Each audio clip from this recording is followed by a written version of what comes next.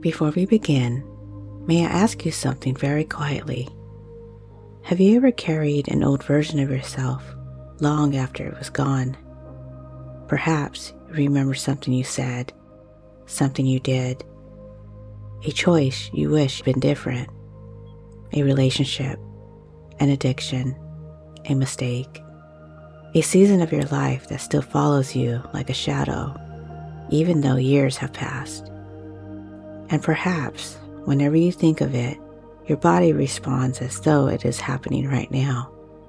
Your chest grows tight, your stomach twists, your breathing changes, your mind quietly whispers, "That was me. I'll always be that person. People remember. I remember." But what if the strangest thing about memory is that it often convinces us we are still living inside a body that has already disappeared? Because while memories remain, bodies do not. The skin that once held those moments has already fallen away. The blood that raced through your veins then has long since been replaced. Cells have divided. Bones has quietly renewed themselves. Your stomach lining, your muscles, even much of your brain has spent years changing without asking permission, without making announcements, without needing you to believe. And perhaps the person who made those mistakes has already become someone else. Yet the mind sometimes keeps visiting an address where no one lives there anymore. This is a story about discovering that address. There once lived a woman named Nora. If someone had asked her, "Who are you?" she never answered with the life she lived today. She answered with history. I ruined my marriage. I wasted years. I hurt people. I wasn't there when someone needed me. I should have known better. Every sentence began somewhere behind her. Never here, never now. She carried her past like a heavy suitcase, except no one else could see it. Every morning she picked it up. Every evening she lay beside it in bed. Sometimes she forgot she was carrying it, until something small reminded her. A familiar song, a smell, an old photograph, a place, a name, a date on a calendar.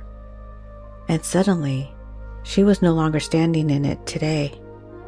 She had traveled backwards, inside herself, again. One afternoon, while wandering through a quiet town she had never visited, she noticed an old stone building.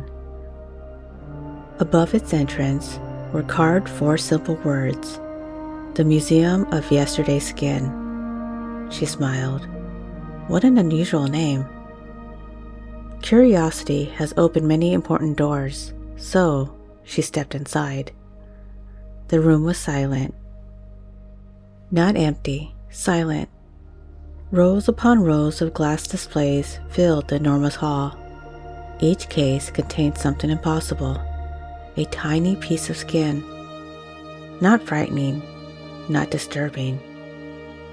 Simply thin, translucent, like the delicate skin left behind when a snake grows larger. Each display had a small brass plaque, age 5, age 9, age 14, age 22, age 37, age 50, thousands, millions, different people, different lives, different skins. An elderly man approached. His eyes carried a peaceful expression of someone who had stopped arguing with time. "You look confused," he said gently. "What is this place?" He smiled. "This is where people come to remember what they have already left behind." She frowned. "I don't understand." He motioned toward the first display. "Whose skin do you think that was? A child? Is it still theirs? Well, I suppose yes, he nodded. And no, the child existed, but those cells do not. He guided her further inside. Every room represented another stage of human life. Infancy, childhood, adolescence, young adulthood, middle age. The walls displayed beautiful illustrations of cells dividing, bones rebuilding, skin replacing itself, blood endlessly renewing, hair growing, nerves changing, nothing remaining still. The old man stopped before a mirror. Who are you looking at? Myself? He shook his head. No, you are looking at today's arrangement of yesterday's miracles. She stared, unsure what he meant. He placed his hand upon the glass. Do you know how many versions of you have already disappeared? She remained silent. Thousands. The body has never agreed to remain the same. It refuses. It insists on becoming. They walked deeper. Soon, the museum became stranger. Each room contained life-size sculptures. Nora looked closely. Every sculpture was her. There she stood at 16, ashamed, looking at the floor. Another at 26, crying alone. Another at 33, angry. Another, numb. Each sculpture captured a different season. Each face felt painfully familiar. She reached towards one. I'm still here. The guide asked quietly, Are you? I remember feeling this. I know, but are you still her? She looked again. I made those choices. Yes, then I am. The guide smiled kindly. Tell me, if you visit your childhood home, does that make you a child again? No. If you reread an old diary, does the paper become today? No. If autumn leaves remain beneath the tree, does the tree stop growing? She slowly shook her head. He whispered, Then why have you believed your memories prevent growth? The guide opened another door. Inside was a long hallway. Along both walls were photographs. Each one looked almost identical, yet every photograph was different. At first, she couldn't understand.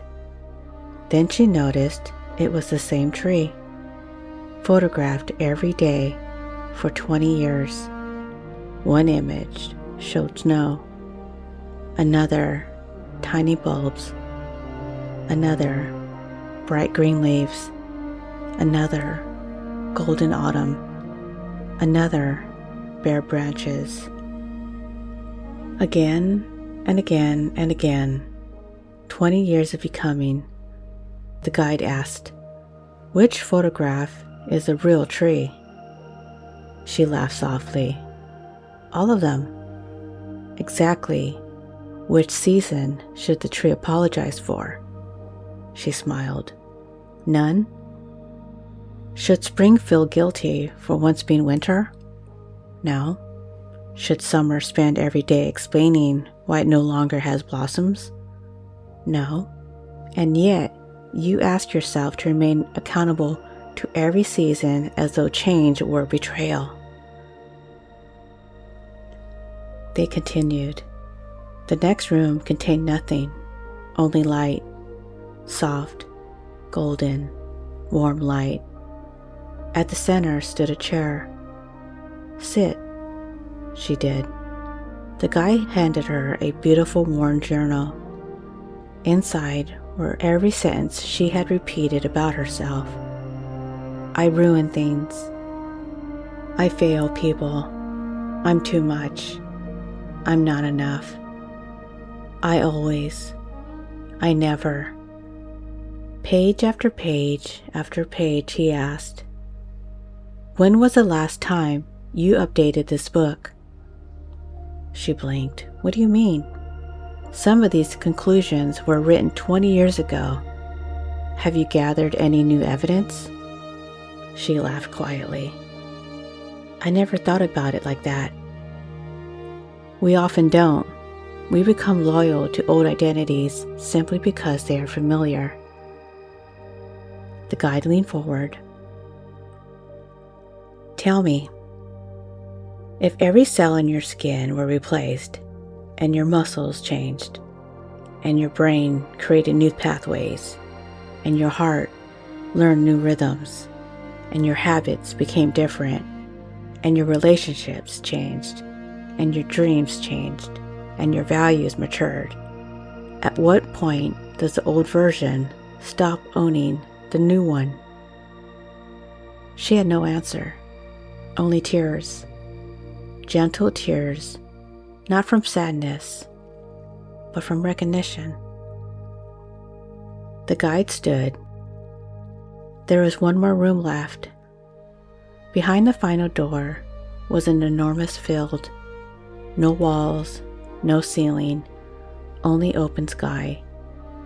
Millions of tiny glowing particles floated through the air. "What are they?" He smiled. "Yesterday." She reached out. The particles passed through her fingers. "They won't stay." "They were never meant to," he continued. "People imagine the past is a prison. It isn't. It's compost. It nourishes. It teaches. But flowers do not become gardens by remaining seeds. You are allowed to grow beyond the lessons." The wind gently lifted, thousands of glowing particles into the sky. The guide spoke, almost like a whisper carried by the breeze. "The purpose of memory is wisdom, not imprisonment. The purpose of regret is learning, not identity. The purpose of life is not to remain consistent, it is to become." Nora stood, watching yesterday become light. For the first time, she understood something extraordinary. She had spent years trying to forgive someone who no longer existed, not because the younger version hadn't mattered, but because she had mistaken a chapter for the author. The guide smiled one last time. "You have honored the person you were long enough. It is time to meet the person you are becoming." As Nora stepped outside, the town looked exactly the same. The streets, the trees, the sky, nothing had changed, except the one who was looking. She noticed the breeze touching her skin. That was already different than it had once been. She noticed her heartbeat, a rhythm that had never stopped, moving forward. She noticed her breath, always arriving, never returning. And she realized perhaps healing was never about erasing yesterday.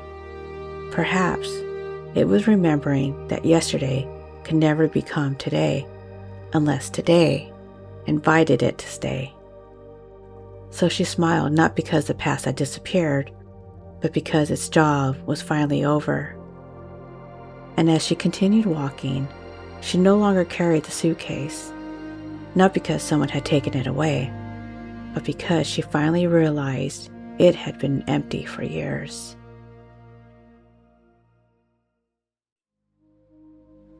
Before we begin our induction, there is something very important I would like you to remember. Nothing needs to be forced. You do not need to make yourself let go. You do not need to convince yourself to heal, because healing has never really happened through force. It has always happened the same way the seasons change, the same way the moon quietly becomes full. and quietly becomes new again, the same way your body has always been changing since the very first moment you entered the world, without effort, without permission, without needing to believe that change was possible. It simply happened, and perhaps something very similar can begin happening now, not because you make it happen, but because you allow it. So find a position that allows your body to become comfortable. Perhaps you notice the chair supporting you, or the bed beneath you holding your weight, without asking anything in return. Allow your hands to rest naturally. Allow your shoulders to soften, even if only a fraction. Notice your breathing without changing it. Simply notice the gentle rise and the gentle fall, like waves that never rush, never force themselves to arrive. Every breath already knows exactly what to do. And perhaps there is something comforting about realizing your body already knows how to breathe without needing your attention. Your heart already knows how to beat. Your cells already know how to renew themselves. Your nervous system already knows how to seek balance. There is so much wisdom already happening inside you without effort. And perhaps the part of you that knows how to heal is already awake. Now, as you continue breathing, imagine a gentle light appearing just above your head. Not bright, not overwhelming, simply warm, like the first sunlight after a long winter. It carries no judgment, no expectations, only quiet acceptance. With your next breath, imagine that light beginning to slowly drift down, touching the very top of your head. And as it does, you may notice a gentle feeling of release, not because you are making anything happen, but because your mind recognizes safety. The muscles across your forehead become softer. The tiny muscles around your eyes relax. Even your eyes may wish to settle more deeply into comfort. Your cheeks become loose. Your jaw no longer needs to hold yesterday. Allow it to rest. The light continues flowing down your neck, through every muscle that has spent years holding responsibility, holding worry, holding regret, holding identities that no longer belong to today. And perhaps, as those muscles soften, you begin noticing how much effort it has taken to carry the version of yourself that no longer exists. The shoulders grow heavier, comfortably heavy, not weighed down, simply letting gravity do the work. There is nothing to hold up anymore. Your arms relax, your elbows, your wrist, your hands, perhaps even the smallest muscles in your fingers, finally remembering how to rest. The warmth continues into your chest, your heart, that faithful companion always beating, never asking whether you deserve another moment. It simply keeps loving you, one heartbeat at a time. Notice that remarkable truth. Your heart never stopped. Not on your hardest day, not during your greatest mistake, not through grief, not through fear, not through shame. It simply continued believing tomorrow would someday arrive. And here you are. Allow that warmth to spread across your lungs. Breathing becomes easier. Not because anything outside has changed, but because something inside has begun remembering how to trust. Each inhale becoming an invitation. Each exhale a quiet release.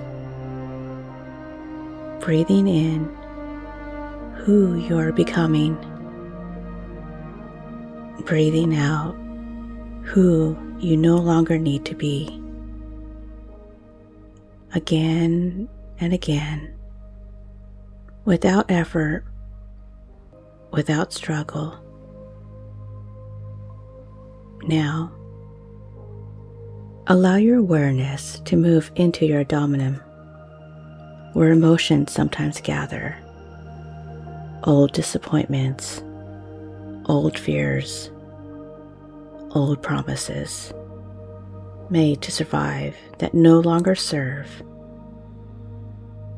Imagine that each breath gently loosens every old knot, not cutting them away, simply allowing them to untie themselves.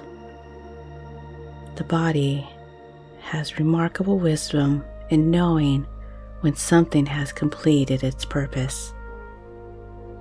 Now, imagine standing once again outside the museum of yesterday's skin. Only this time, you are not entering, you are leaving. The great wooden door is simply closed behind you. Not locked, simply closed, because you no longer need to visit every day. You may return if wisdom calls, but not to live there, only to remember. Ahead, a beautiful path appears, wide, gentle, soft beneath your feet. As you begin walking, you notice something extraordinary. With every step, tiny fragments of old skin simply float away. Not painful, not frightening, natural, exactly as nature intended. Every step, another layer. Old fears drifting away. Old identities floating into the breeze. Old labels, old stories, old guilt, old shame, old expectations, old versions, not destroyed, not rejected, simply outgrown. Exactly as a tree outgrows its smallest branches, exactly as a butterfly cannot return to being a caterpillar, exactly as today's sunrise can never become yesterday's dawn. With every breath, notice your body, this body, not yesterday's body, today's body. Perhaps billions of living cells working quietly, repairing, replacing, renewing. Even now, skin cells quietly emerging, blood cells traveling, proteins being built, neural pathways changing, synapses strengthening, genes expressing themselves, in response to a new experience. Nothing standing still. Everything participating in becoming your body has never believed you were trapped. It has spent every moment preparing for tomorrow. Perhaps your mind can begin trusting your body. Now, imagine looking down at your hands. Notice the skin, soft, living, renewing. These hands are not the same hands that once reached toward old mistakes. These hands have changed. Your heart has changed. Your breath has changed. Even your brain has changed. You are not pretending.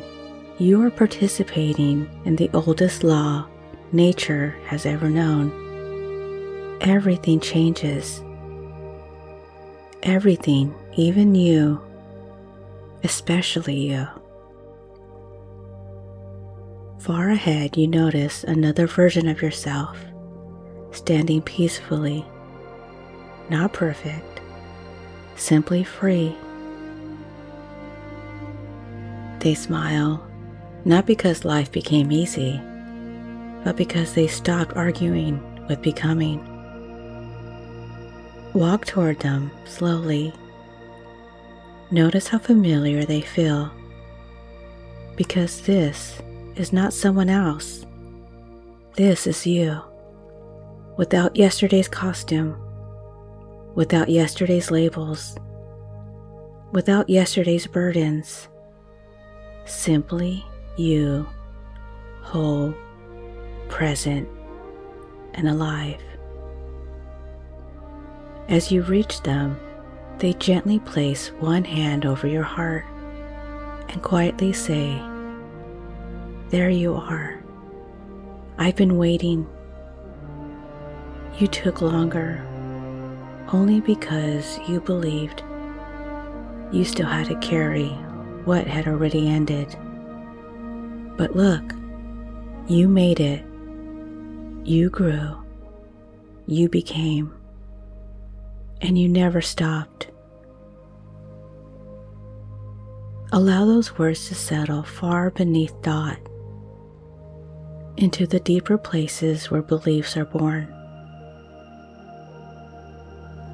From this moment forward, every morning as you awaken, some quiet part of your unconscious mind may gently remind you, "I am living in today's body. I am making today's choices. I honor who I was. I no longer need to become them again."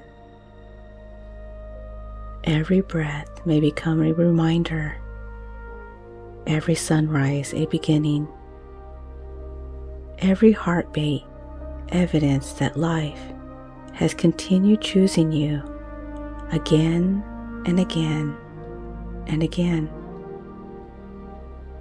And perhaps the greatest freedom has never been forgetting the past.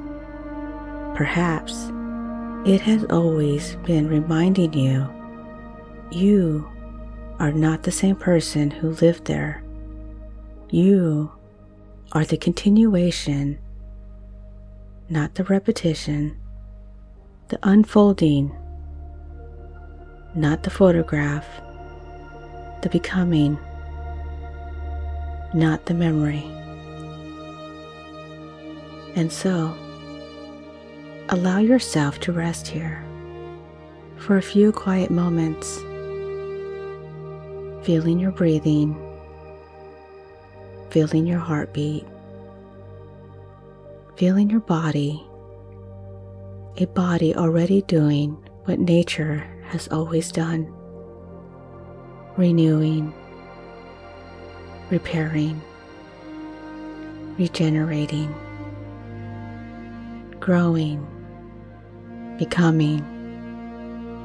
Every moment, every breath, every heartbeat, every cell, quietly, faithfully, moving forward. And as your unconscious mind continues integrating everything that serves you, know this: you do not have to become someone new. You already are. All that remains is to let yourself live as the person you have quietly been becoming all along.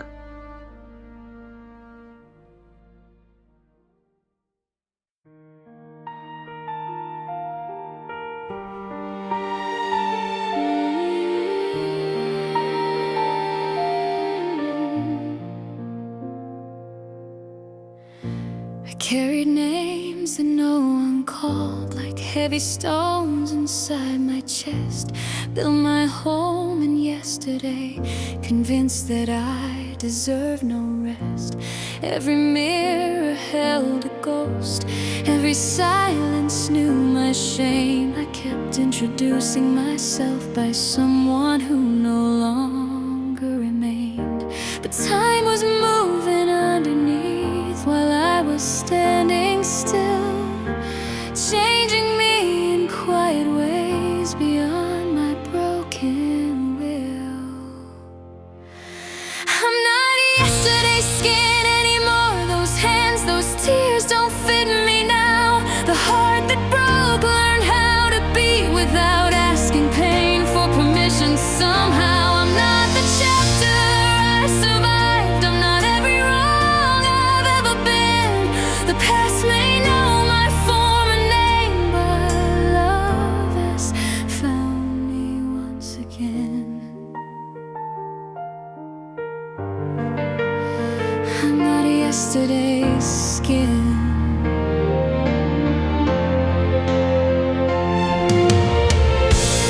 Every scar became a teacher, every ending carved a door, every cell kept whispering, you don't have to be that anymore.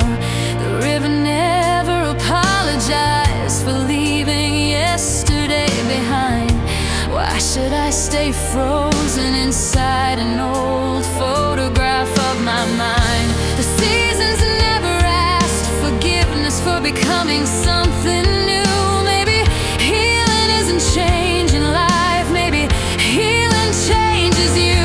I'm not yesterday's skin anymore. Those fears don't recognize my face. I've walked beyond the person who believed they couldn't change. I'm not every lonely night or every promise left undone. The story kept on writing long after I thought it was done. I'm not yesterday's skin. If I could meet the one I was, I'd simply take their hand. I'd tell them, you did the best you knew how then, and look how far you come. The child, the stranger, the frightened soul, they were never meant to stay forever, only long enough to become me. I'm not yesterday's skin anymore. The wind has carried it away. Not forgotten, not denied, just no longer where I stay. Every heartbeat writes a future. Every sunrise starts again. The one who made those old mistakes is not the one who's breathing in. So I release what cannot follow. I bless the road that's brought me here. The past became the soil beneath me, not the prison that I feel.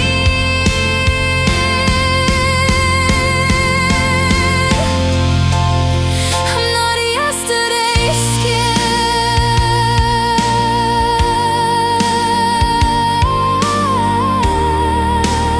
I'm becoming with every breath again. body remembers how to heal.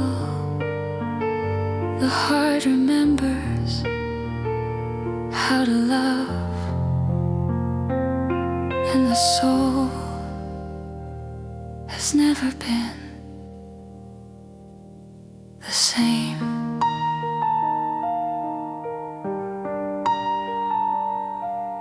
Twice.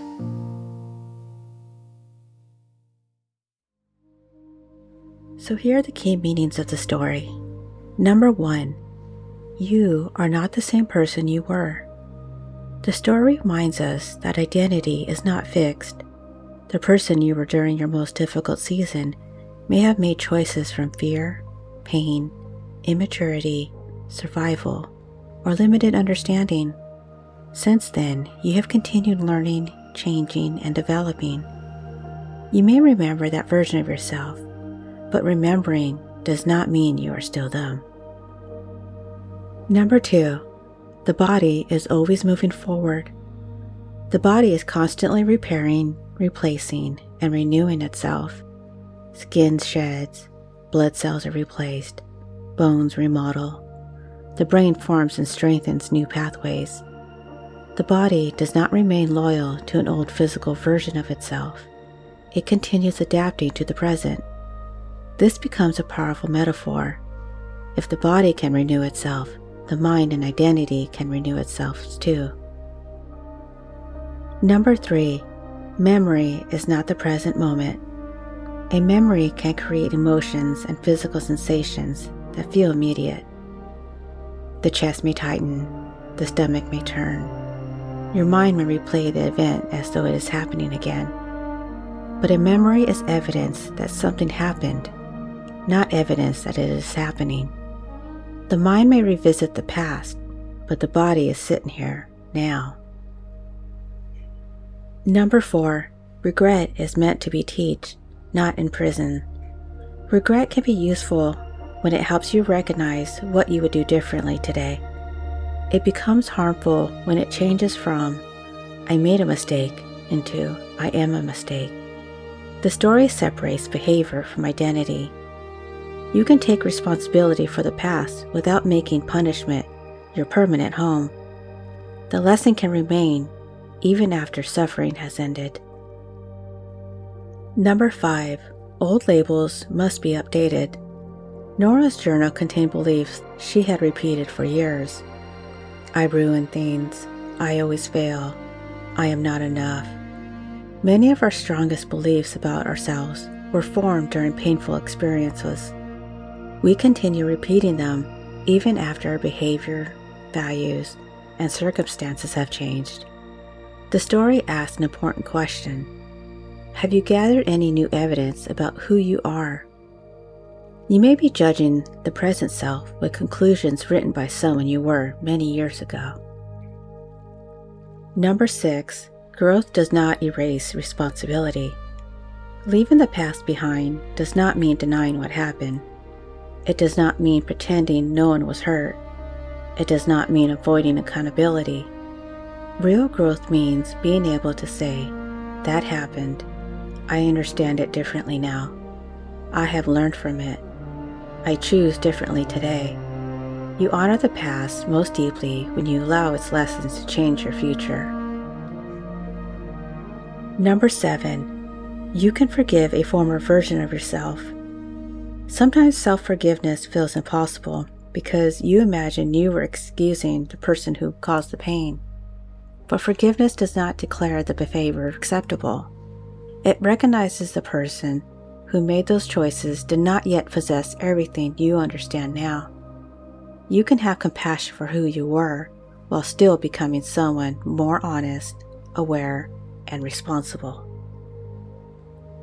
Number 8, familiarity is often mistaken for truth. Old identities can feel true simply because they are familiar. A person may continue calling themselves broken, selfish, weak, or unlovable because those words have been repeated for so long, but repetition does not make a belief accurate. Sometimes the old identity remains not because it is true, but because it is known. Freedom begins when you stop asking, "Who have I always been?" and begin asking, "Who am I choosing to be now?" Number 9, the past is a chapter, not the author. A painful experience may explain part of your life. It does not have the right to define the entire story. The past can influence you, but it does not have to write every page that follows. You are not only the character who experienced the event, you are also the one who can interpret it, learn from it, and decide what comes next. And number 10, you are the continuation, not the repetition. This is the central meaning of the story. You are connected to every version of yourself, but you are not condemned to repeat them. Your past is a part of your development. It is not your final identity. You are the continuation of the person who survived, the evolution of the person who learned, and the beginning of someone who can now choose differently. And before you leave, I'd like to offer you one final thought very quietly. If tonight you remembered, even for a moment, that you are not the same person who lived through your hardest days, then perhaps something important has already begun. Because somewhere inside you, your heart is still beating, your lungs are still breathing, and billions of cells are quietly becoming new. Life has never stopped believing in your ability to change. Perhaps it's time you believe it too. So as you move through your tomorrow, notice the small moments, the choices you make now, the kindness you show yourself, the way you speak to yourself, because every one of those moments belongs not to the person you were, but to the person you are becoming. And if the story found you at exactly the moment you needed it, I invite you to continue this journey with me. Here, we do not simply tell stories. We gently loosen the old ones so the new ones can begin again. If you like more hypnotic stories designed to help you heal, grow, and rediscover who you have always been, be sure to subscribe and join us again for the next journey inward. Until then, be gentle with yourself, trust your becoming, and remember, you are not living inside yesterday's body. You are living inside today's miracle. Sleep well, and I'll see you tomorrow in the next story.